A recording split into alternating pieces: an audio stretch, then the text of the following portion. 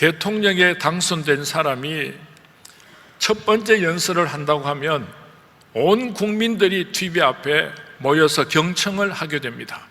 왜냐하면 첫 번째 연설 속에는 내가 어떤 정치 철학을 가지고 이 나라를 이끌어 갈 것인가 하는 모든 청사진을 담고 있기 때문입니다. 하늘 영광 버리고 이 땅으로 찾아오신 예수님께서 많은 일들을 하셨습니다. 예수님께서 첫 번째 행하셨던 이적 사건 속에는 왜 예수님께서 사람의 몸을 입고 이 땅으로 찾아오셨는가, 예수님께서는 무슨 일을 하려고 이 땅으로 찾아오셨는가, 깊은 비밀을 담고 있는 것입니다. 예수님께서 이 땅에 오셔서 첫 번째 이적을 어디서 행하셨는가 하면은 오늘 성경 말씀 요한복음 2장 1절에서 11절 말씀에 보니까 가나 혼인 잔치집에 찾아오셔서 예수님의 기적의 사역을 시작하신 것을 소개하고 있습니다. 왜 예수님께서 사람의 몸을 입고 이 땅으로 찾아오셨습니까? 잔치집같이 기쁜 교회를 이 땅에 세우시려고 예수님께서 오셨던 것입니다. 하나님께서 천지를 창조하시고 보시기에 심히 좋았더라. 생육하고 번성하여 땅에 충만하라고 축복하여 주셨습니다. 그러면서 한 가지 부탁하시기를 선과 악을 알게 하는 선악과는 따먹지 말라, 이것은 내 것이라고 분명히 말씀하셨음에도 불구하고 불순종하고 아담과 하와가 선악을 알게 하는 나무로 따먹음으로 말미암아 타락했습니다. 그래서 에덴 동산에서 쫓겨나서 영원히 죽을 수밖에 없는 저주받은 인생으로 전락해버리고 말았습니다. 이런 불쌍한 인간들을 하나님께서는 포기하실 수가 없어서 예수님을 이 땅에 보내셔서 우리 인간들이 지은 모든 죄들을 용서받게 하시고, 하나님께서 천지 창조하셨을 때에 보시기에 심히 좋았더라. 생육하고 번성하여 땅에 충만하라. 이 축복을 회복시켜 주시려고 예수님께서 사람의 몸을 입고 이 땅으로 찾아오신 것입니다. 문제가 있는 이 세상에 예수님께서 찾아오셔서, 초상집과 같은 이 세상에 예수님께서 인간의 몸을 입고 찾아오셔서 우리 인생들의 모든 문제들을 다 해결해 주심으로 말미암아 잔치집의 기쁨을 회복시켜 주시려고 예수님께서 사람의 몸을 입고 이 땅으로 찾아오신 것입니다. 그렇다고 한다면 예수 믿는 사람은 잔치집입니까? 초상집입니까? 대답을 못 하시네요. 예수 믿는 사람은 잔치집입니까? 초상집입니까? 잔치집이죠. 왜요? 예수님께서 불행의 모든 문제들을 다 해결하여 주시기 때문입니다. 예수님을 모신 가정은 잔치집입니까? 초상집입니까? 잔치집이죠. 예수님이 주인이 되는 교회는 잔치집입니까? 초상집입니까? 잔치집이요. 우리 서문교회는 이 세상에서 가장 축복받은 잔치집이 될 수 있기를 주님의 이름으로 축원을 드립니다. 주님의 이름으로 축원을 드립니다. 싱글벙글 웃습니다. 그러니까 지나가는 나를 아는 사람이 무슨 좋은 일이 있습니까? 하고 물어볼 때에 야, 참 저는 좋은 일이 있습니다. 무슨 좋은 일이 있습니까? 내 마음속에 예수님을 모시니까 저는 이렇게 행복합니다. 예수 믿으면 나도 당신처럼 행복해질 수 있습니까? 여러분의 얼굴이 천사가 되어서 여러분 마음속에 물밀듯이 솟아오르는 그 기쁨과 감격이 예수 믿지 않는 사람들에게 보여주므로 잔치집의 기쁨의 삶을 살아가시는 우리 서문의 모든 성도님들이 될 수 있기를 주님의 이름으로 축원을 드립니다. 구약시대의 이스라엘 백성들은 하나님 앞에 제사를 드렸습니다. 그리고 신약시대의 저와 여러분들은 하나님 앞에 예배를 드리고 있습니다. 제사와 예배 사이에는 차이가 있습니다. 제사라고 하는 것은 이스라엘 백성들이 하나님 앞에 죄를 지었습니다. 하나님께서 심판하십니다. 그래서 그 심판을 면하기 위하여서 양을 잡아서 양의 피를 바치게 됩니다. 양을 죽이게 됩니다. 하나님은 진노하시는 하나님, 하나님은 심판하시는 하나님. 그래서 이스라엘 백성들이 구약시대에 하나님 앞에 제사를 드릴 때요, 하나님 앞에서 고개를 들을 수가 없었습니다. 벌벌 떨어야만 했습니다. 그런데 예수님께서 십자가에 못 박혀 죽으실 때에 성소의 휘장이 위에서 아래로 쫙 찢어짐으로 말미암아 누구든지 예수 그리스도의 이름으로 하나님 앞에 나아갈 수 있는 만인 제사장이 되었습니다. 믿으시면 아멘 하시기 바랍니다. 오늘 우리가 하나님 앞에 예배를 드리는 것은 죄를 용서받기 위한 조건이 아니라 이미 용서를 받았습니다. 이미 구원함을 받았습니다. 그 하나님의 크신 사랑에 감격해서 하나님 앞에 나와서 찬양과 영광을 올려드리는 것이 오늘 저와 여러분의 예배인 줄로 믿습니다. 그러므로 우리 서문교회 성도님들은 하나님 앞에 나와서 예배를 드릴 때에 감격과 기쁨으로 잔치집의 기쁨을 가지고 하나님을 영화롭게 해드리는 서문의 모든 성도님들이 될 수 있기를 주님의 이름으로 축원을 드립니다. 주님의 이름으로 축원을 드립니다.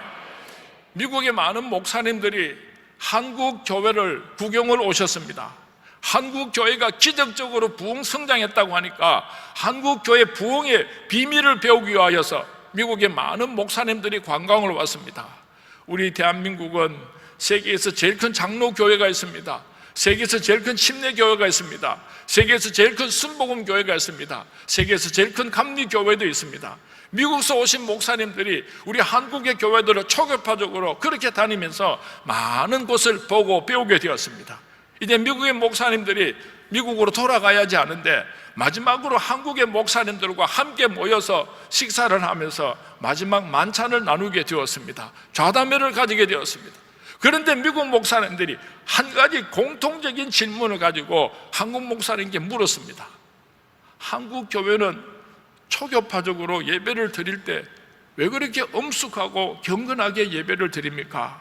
우리는 숨을 제대로 쉴 수가 없었습니다. 그랬어요. 그러니까 한국의 목사님들이 답을 하지 못하고 그저 바라보고만 있지 서로 눈치만 보고 있어요. 그때 한 목사님이 일어나서 우리 한국의 교회들이 초교파적으로 그렇게 엄숙하고 경건하게 예배를 드리는 까닭은 날 위하여 십자가에 못 박혀 죽으신 예수님의 그 사랑과 은혜를 생각할 때에 웬 말인가 날 위하여, 그래서 감격적으로 경건하고 엄숙하게 예배를 드립니다 하고 대답을 하니까 한국 목사님들이 고개를 끄덕끄덕 하면서 그렇다고 했어요. 그랬더니 미국 목사님들이 머리를 껄쩍껄쩍 긁으면서 예수님께서 죽은 자 가운데서 사흘 만에 부활하셨는데 한국 교회는 아직 그거 모릅니까? 그러더랍니다. 예수님께서 날 위하여 십자가에 못 박혀 죽으신 것을 생각할 때 어떻게 우리가 울지 않을 수가 있겠습니까? 그러나 그 예수님께서 죽은 자 가운데서 부활 승천하심으로 말미암아 영원한 천국의 문을 열어놓으셨고 우리에게 영생의 길을 열어주셨습니다. 사셨네 사셨네 예수 다시 사셨네. 우리 서문교회 성도님들이 하나님 앞에 나와서 예배를 드릴 때에 부활 승천하신 예수님, 다시 오마 약속하신 그 예수님을 기다리면서 영광스러운 찬양과 영광스러운 예배를 통하여 하나님께 영광을 올려드리는 잔치집과 같은 아름다운 서문교회가 될 수 있기를 주님의 이름으로 축원을 드립니다. 주님의 이름으로 축원을 드립니다. 피곤하고 지쳤을 때에 제일 먼저 가고 싶은 곳, 그리운 성도님들이 함께 모여서 기쁨도 슬픔도 함께 나누는 이 땅 위에 하나님의 나라가 바로 교회인 것입니다. 우리 함께 힘을 모아서 잔치집같이 아름다운 교회를 만들어 가시기를 주님의 이름으로 부탁을 드립니다. 어떻게 하면 잔치집같이 아름다운 교회를 만들 수가 있겠는가? 목사는 성도님들을 사랑하고 성도님들은 목사님을 사랑하고 목사님은 성도님들을 사랑하고 성도님들은 목사님들을 사랑하고 그럴 때에 잔치집같이 아름다운 교회를 만들 수 있을 줄로 믿습니다. 한 2년쯤 전에 저희 교회 세 가족이 있었습니다. 예수를 믿고 얼마나 좋아하는지요. 제가 그 자매님의 손을 꼭 붙잡고 사랑합니다 하고 축복을 해 주었습니다. 그랬더니 이 자매님이 마음에 큰 시험이 들었습니다. 아니, 목사님께서 내 손을 잡고 사랑한다고 고백을 했는데 이거 어떻게 하면 좋은가? 그래서 그 자매님이 고민을 하다가 자기를 전도한 친구에게 물었습니다. 야, 큰일 났다. 내 고민이 하나 있다. 뭔데? 목사님이 내 손을 꼭 붙잡고 사랑합니다 그랬는데 내가 어쩌면 좋으냐고. 야야, 우리 목사님은 아무나 보고 다 극한다. 뭐라고? 그래서 그 자매님이 제게 전화를 했어요. 목사님, 예, 아무한테나 사랑한다 합니까? 예, 가요. 아이고, 나는요, 오해를 해가지고 하면서 끌끌 웃으시고는, 목사님, 나도 목사님을 사랑합니다. 저도 자매님을 사랑합니다. 그 성도님 지금도 신앙생활 참 잘합니다. 우리 서문교회는 서로 사랑합니다고 고백하는 아름다운 교회가 될 수 있기를 주님의 이름으로 부탁을 드립니다. 우리 곁에 계신 분들에게 서로 축복하며 인사합니다. 사랑합니다. 많이 사랑합니다. 예수님의 이름으로 축복합니다. 사랑합니다. 어떻게 하면은 잔치집과 같이 아름다운 교회를 만들 수가 있습니까? 교회를 사랑할 수 있기를 바랍니다.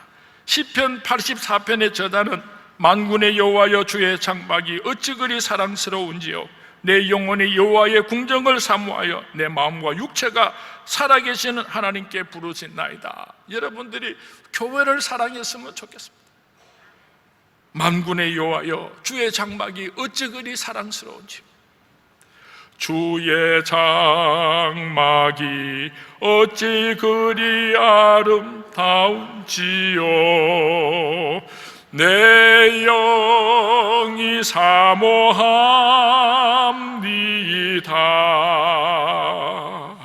내 마음 다하여 주님께 기도합니다.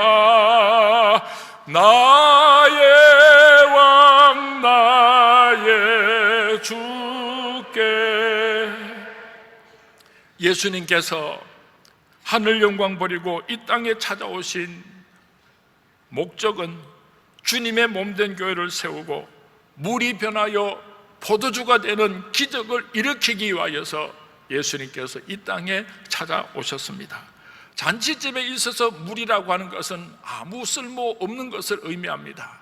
옛날에 이스라엘 백성들은 물이 너무 나쁘기 때문에 음료수로 마실 수가 없었습니다. 그래서 잔치가 열리게 되면 오랫동안 숙성시켜서 준비해 놓았던 포도주를 내어놓고 손님을 대접하는 것이 잔치의 꽃이었던 것입니다. 이 세상에서 아무 쓸모없는 물과 같은 존재를 하나님 나라의 꽃이 되고 하나님 나라의 거룩한 백성들이 되는 포도주로 바꾸어 주기 위하여서 예수님께서 이 땅에 찾아오신 것입니다. 교회는 깨끗하고 똑똑하고 훌륭한 사람들끼리 모이는 곳이 아닙니다. 교회는 친하고 좋아하는 사람들끼리 모이는 곳이 아닙니다. 교회는 안전뱅이, 눈먼 자, 혈루병 가진 여인, 귀신 들린 자, 간음하다가 현장에서 잡힌 여인, 세리, 삭개오, 이 세상에서 더럽다고 버림받은 자들이 모이는 곳이 바로 예배당인 것입니다. 이런 아무런 소망 없는 물과 같은 존재들이 주님의 몸된 교회의 거룩한 하나님의 백성으로 바뀌는 기적이 나타나는 곳이 바로 주님의 몸된 교회입니다. 예수님께서 누가복음 5장 31절에서 32절에서 말씀하시기를, 건강한 자에게는 의사가 필요 없고 병든 자에게라야 쓸데있나니 내가 의인을 부르러 온 것이 아니요 죄인을 불러 회개시키러 왔다고 예수님께서 말씀하셨습니다. 어저께 서영순 권사님께서 꼭 병원으로 좀 신방을 와주면 좋겠다고 전화를 하셨습니다. 그래서 병원으로 신방을 갔더니요, 세상에 우리 권사님께서 병원에 계시는 동안에 좌로 우로 모든 환자들을 다 전도해가지고 예수 믿는 사람들은 예수를 잘 믿도록 권면하시고, 예수를 믿지 않는 사람들은 또 그렇게 간호하기 위해서 찾아오는 가족들까지도 다 전도해가지고 몽땅 예수님을 믿게 해놓고는 영접기도 해달라고 저를 부른 거예요. 참 대단하시대요. 병석에 계시면서요, 얼굴은 천사와 같이 환하게 빛이 나고, 얼마나 그게 몸무게가 한 10kg 좀 빠진 것 같아요. 그러니까 얼굴이 막 얼마나 처녀처럼 변하고 전도를 하고 열매를 거두니까 얼마나 행복했던지요. 제가 병실에 들어서니까 목사님 좋아서 어쩔 줄을 몰라요. 10년 20년 예수 믿으면서도 여러분의 신앙생활이 하나도 변하지 않은 사람이 있습니까? 그 사람은 신앙생활에 문제가 있는 사람입니다. 우리 교회에 나오는 사람들마다 물이 변하여 포도주가 되는 기적이 나타나는 아름다운 서문교회가 될 수 있기를 주님의 이름으로 축원을 드립니다. 주님의 이름으로 축원을 드립니다. 어떻게 할 때에 물이 변하여 포도주가 되는 기적이 일어날 수가 있었습니까? 예수님께서 말씀하십니다. 물을 저 돌 항아리에다가 채우도록 해라. 하인들이 아구까지 채웠습니다. 그 물을 갖다 주어라. 예수님의 말씀에 순종할 때에 물이 변하여 포도주가 되는 기적이 일어났던 것입니다. 하인들이 생각을 하기를, 오늘 이 집에 포도주가 필요한데 물을 따다가 갖다 주라. 어느 놈 죽일 일이 있나? 과학적으로, 논리적으로, 합리적으로 생각을 하고 불순종했다고 한다면 이 기적은 일어날 수가 없었을 것입니다. 오늘도 선포되는 하나님의 말씀이 어떨 때는 내 마음속에 깊은 감동을 줄 때가 있을 것입니다. 어떨 때는 순종하는 것이 너무 힘들고 어려울 수도 있을 것입니다. 때로는 눈물을 쏟아야 할 때도 있을 것입니다. 아멘, 아멘. 선포되는 하나님의 말씀에 순종할 때에 오늘도 물이 변하여 포도주가 되는 기적이 일어나게 될 줄로 믿습니다. 한번 연습을 하겠습니다. 예수 믿고 축복받으시기 바랍니다.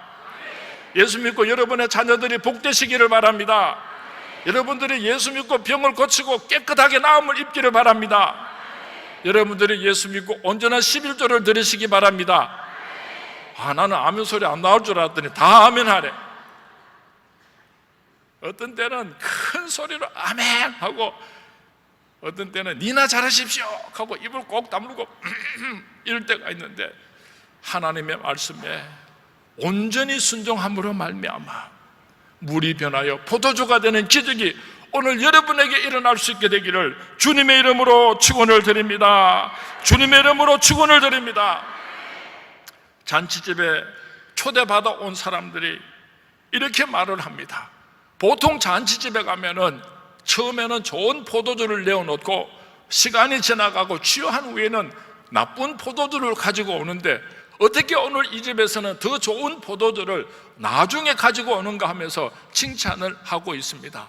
예수 믿는 사람은 처음에 예수 믿을 때는 참 보잘것 없었는데 예수를 믿고 나서 변화가 되어서 세상 사람들에게 칭찬받음으로 하나님께 영광을 올려드려야 한다는 것을 예수님께서 우리에게 가르쳐주고 계시는 것입니다.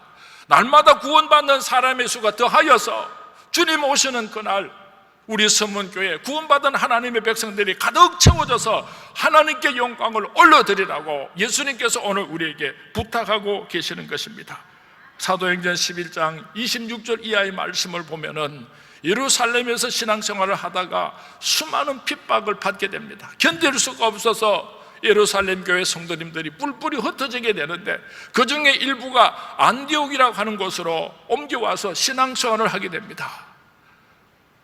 안디옥이라고 하는 것은 부패하고 타락한 도시였습니다. 도덕적으로 성적으로 타락한 도시였습니다. 그 속에서 진실하고 거룩하게 살았습니다. 세상 사람들 다 거짓말 씻게도 진실하게 살았습니다. 그래서 안디옥에 있는 사람들이 도대체 저 사람이 누구야? 예수 믿는 사람이야, 예수 믿는 사람이야. 안디옥 교회 성도님들이 열심히 전도를 했습니다.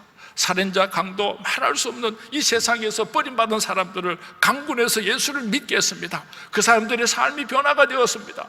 그래서 안디옥에 사는 사람들이 내가 저 사람을 아는데 저 사람은 강도인데 어떻게 저렇게 변할 수가 있어? 저 사람은 사기꾼인데 어떻게 저렇게 진실할 수가 있어?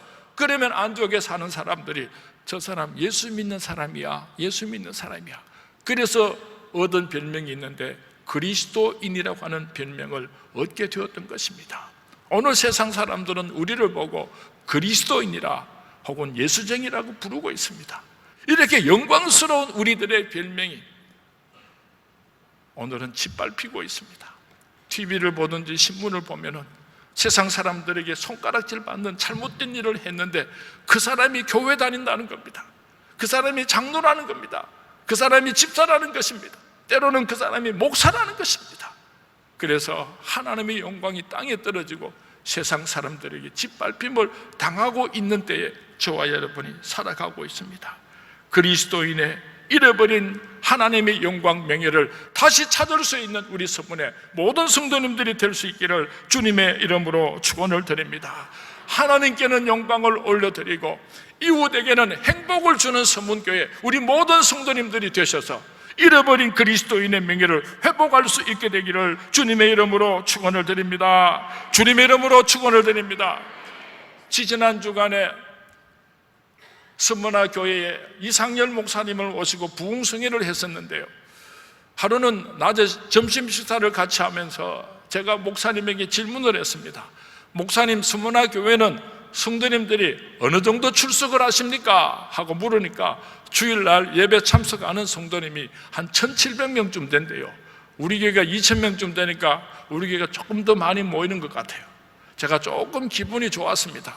그런데 바로 이어서 이상열 목사님께서 이 말씀을 하셨어요. 그런데요, 우리 교회는 주일 학교가 1,000명이 넘습니다. 그래, 우리 교회는 500명도 안 돼요.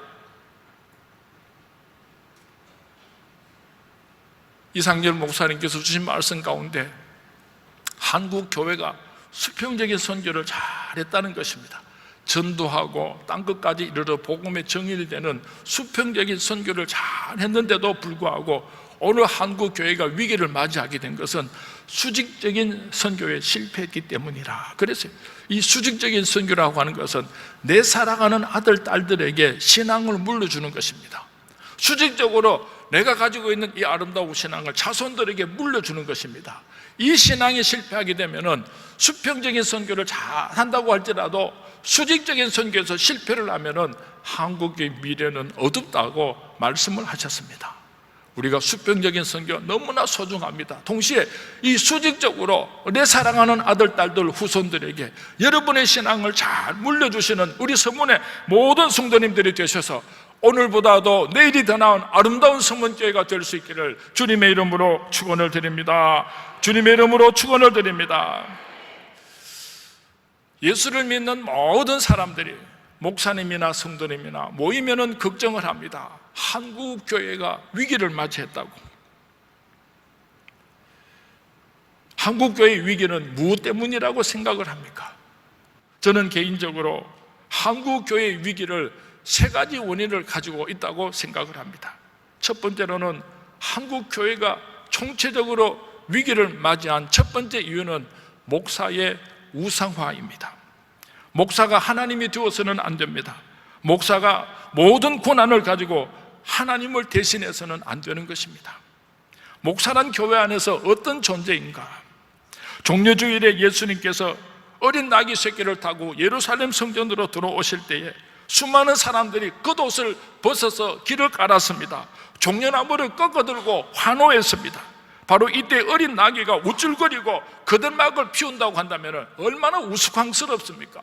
왜 그렇게 수많은 사람들이 열광하고 있습니까? 어린 나귀 새끼가 그 덩어리에 예수님을 모시고 들으니까 그 예수님 때문에 호산나 다윗의 자손이여 그 겉옷을 깔아놓고 종려나무를 꺾어들고 환호하고 있는데 이 바보 천치 같은 어린 나귀 새끼가 지보고 그러는 줄 알고 그 시덕거리고 들어온다면 얼마나 우스꽝스럽습니까? 목사는 어린 나귀 새끼에 불과한 것입니다. 그러함에도 불구하고 성도님들께서 목사를 사랑하고 존경하고 아껴야 하는 이유는 그 나귀 새끼가 예수님을 모시고 들어오는 것처럼 오늘 목사를 통해서 하나님의 축복을 여러분들에게 옮겨오고 있기 때문에 여러분들은 어린 나귀 새끼와 같은 목사님이지만은 여러분들이 사랑하고 존경해 주어야 하는 것입니다. 축복의 통로이기 때문에 그 목사님을 통하지 않고서는 하늘의 축복이 여러분에게 옮겨올 수 없기 때문에 축복의 통로가 되는 목사님을 존중하는 것은 예의라고 생각을 합니다. 그러나 목사가 하나님이 될 수 없고 목사가 우상화되어서는 안 되는 것입니다. 오늘날 한국 교회 안에 수많은 사람들이 예수를 믿는데 목사를 하나님처럼 섬기는 경우가 얼마나 많은지, 우리 서문교회 성도님들은 많은 목사님들을 존경하고 아껴주시되 우상화하지는 말아주시기를 꼭 부탁을 드리겠습니다. 두 번째로 한국 교회의 위기는 교인들의 바리새화 때문입니다. 예배를 드릴 때 감격과 기쁨은 사라지고 오로지 습관과 형식만 남아있는 한국 교회 교인들 때문에 오늘 한국 교회는 위기를 맞이하고 있는 것입니다. 이사야서 1장 11절에서 12절 말씀에 보면은 여호와께서 말씀하시되 너희의 무수한 재물이 내게 무엇이 유익하뇨? 나는 수장의 번제와 살찐 짐승의 기름에 배불렀고 나는 수송아지나 어린 양이나 숫 염소의 피를 기뻐하지 아니하노라. 너희가 내 앞에 보이려 오니 이것을 누가 너희에게 요구하였느냐? 내 마당만 밟을 뿐이니라. 신령과 진정으로 예배 드리지 않고 형식과 전통만 가지고 예배를 드릴 때 오늘 하나님께서 떠나가라 마당만 밟을 뿐이니라 진노하신다는 것을 기억할 수 있기를 바랍니다. 어떤 사람이 바리새가 되는 것입니까? 나는 거룩하다, 나는 토색하지 않는다, 나는 11조를 드린다, 나는 다른 사람들과 다르다 하면서 교만하고 우쭐거리는 사람은 바리새가 되어간 것입니다. 나는 죄인이로소이다, 나를 불쌍히 여기소서, 나는 감당할 수가 없습니다, 벌벌 떨면서 하나님 앞에 엎드리는 겸손한 사람이 성숙한 그리스도인인 것입니다. 자신을 한번 돌아보시기 바랍니다. 예배를 드릴 때마다 말씀 앞에서 겸손해지는 사람이 될 수 있기를 주님의 이름으로 부탁을 드립니다.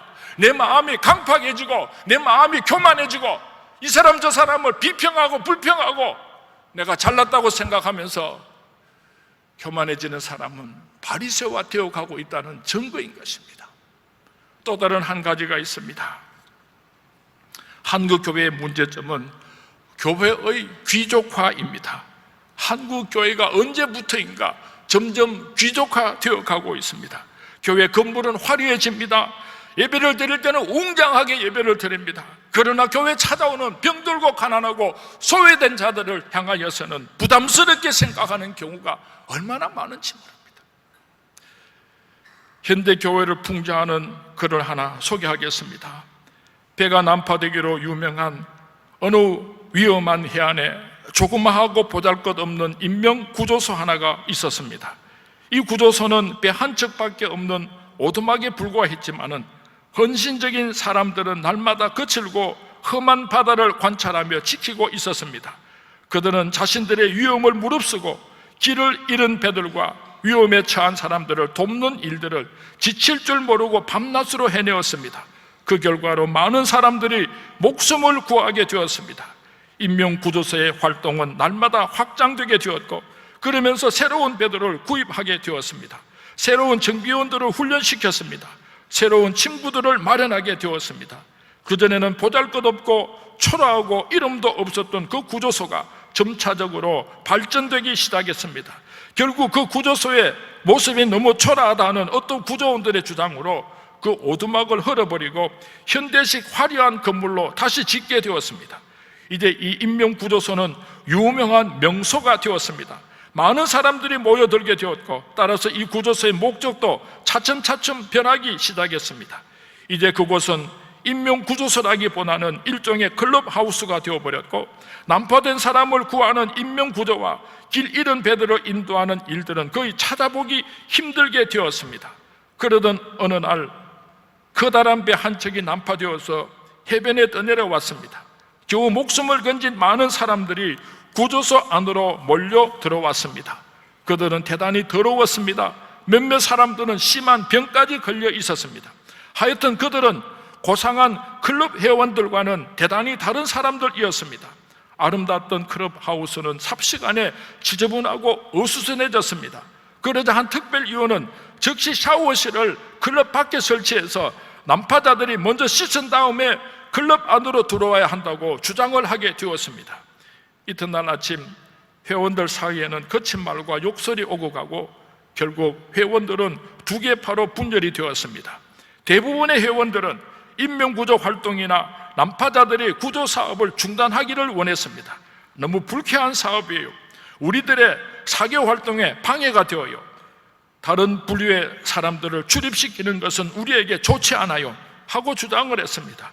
그런가 하면 그 가운데는 구조소의 원래의 목적으로 돌아가야 한다고 강력히 주장하는 사람들도 있었습니다. 결국 투표해 본 결과 본래 구조소의 사명을 주장하던 소수는 표결에서 패하고 쫓겨나오게 되었고 그래서 새로운 구조소가 하나 더 생기게 되었습니다. 그러나 여러 해가 지나는 동안에 그 새 구조소도 과거의 변화를 똑같이 반복하게 되었습니다. 그래서 새로운 클럽이 또다시 생겨났고 또다시 다른 인명구조소가 다른 곳에 설치되게 되었습니다. 이렇게 역사는 똑같은 경로를 되풀이하게 되었는데 만약에 오늘 여러분들이 그 해안을 직접 가보신다면 인명을 구조하는 일에는 전혀 관심이 없는 아니라고 사치스러운 클럽들만이 해안을 따라서 줄지어 있는 것을 볼 수 있게 될 것입니다. 어떤 사람이 현대 교회를 풍자적으로 이렇게 글로서 표현을 했습니다.